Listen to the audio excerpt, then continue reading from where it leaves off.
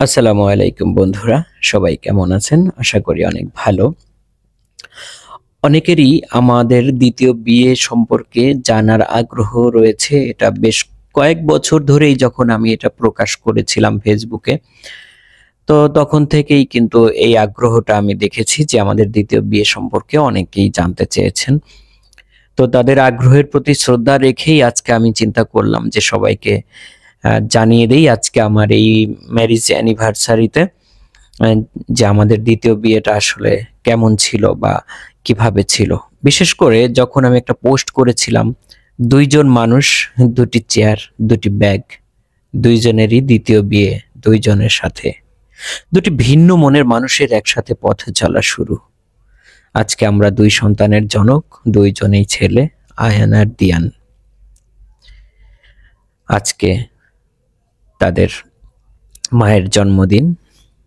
তো এই পোস্টটা দেওয়ার পর থেকেই কিন্তু অনেকেই জানতে চেয়েছেন যে আমি আসলে আগে কোথায় বিয়ে করেছিলাম বা আমার স্ত্রীর আগে কোথায় বিয়ে হয়েছিল।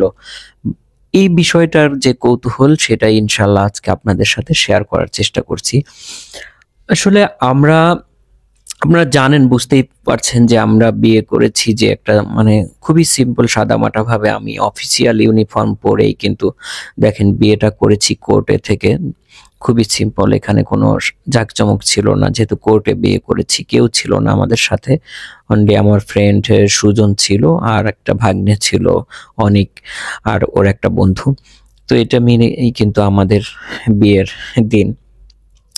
তো যেটা শেয়ার করতে চাচ্ছি সেটা হচ্ছে যে আমরা কিন্তু বিয়ে নিজেদের মধ্যেই ২ বার করেছি।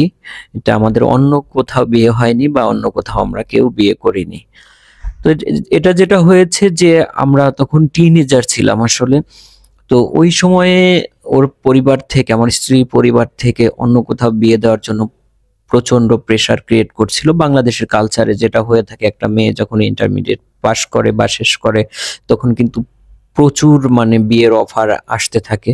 তো সেই পরিস্থিতিতে বিয়েগুলো ভেঙে দেওয়া আমাদের জন্য অত্যন্ত কষ্টকর ছিল এবং আমরা নিজেদেরকে খুব বেশি আহ অসহায় ফিল করতাম। তো সেখান থেকে হুট করে আমাদের মাথায় আসলো যে আমরা যদি বিয়েটা করে রাখি তাহলে হয়তো বা যদি কখনো আমরা আর পেরে না উঠি তখন হয়তো ফাইনালি বলে দিব যে আমরা বিয়ে করে ফেলেছি। তো এই উদ্দেশ্যেই আমরা আমাদের জন্ম সনদ একরকম নকল করেই, কারণ যেহেতু আমাদের বয়স কম ছিল, নকল করেই আমরা কিন্তু কাজী অফিসে গিয়ে বিয়েটা করে ফেলি।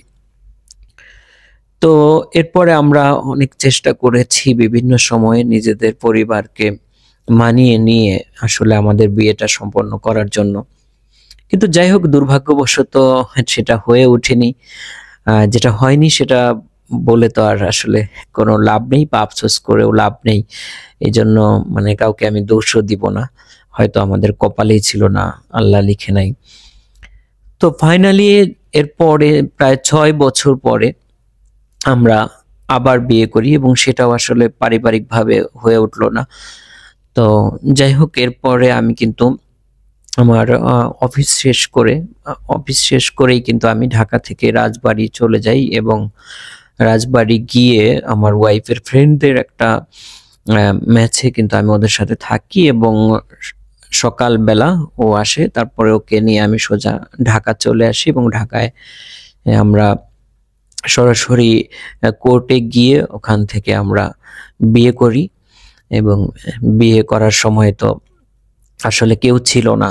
আমার একটা ফ্রেন্ড ছিল সুজন, আর একটা ভাগ্নে ছিল অনিক এবং ওর একটা বন্ধু সাক্ষী।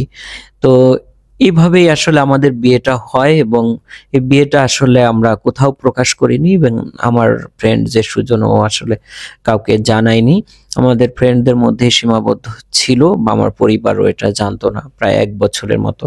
এরপরেও আমরা চেষ্টা চালিয়ে গিয়েছি, আসলে হয়নি। যেটা হয়নি সেটা নিয়ে আমার কোনো দুঃখও নাই। তবে আলহামদুলিল্লাহ ১ বছর বা তার প্রায় ১.৫ বছরের মতো পরে যখন আমার প্রথম সন্তান আয়ান ওর জন্ম হলো, তখন কিন্তু আসলে সকল ভেদাভেদ সবকিছু আসলে ভুলে গেছে। হয়তো আল্লাহ চেয়েছেন যে এভাবেই হয়তো বা আমাদের জীবনটা একসাথে হবে।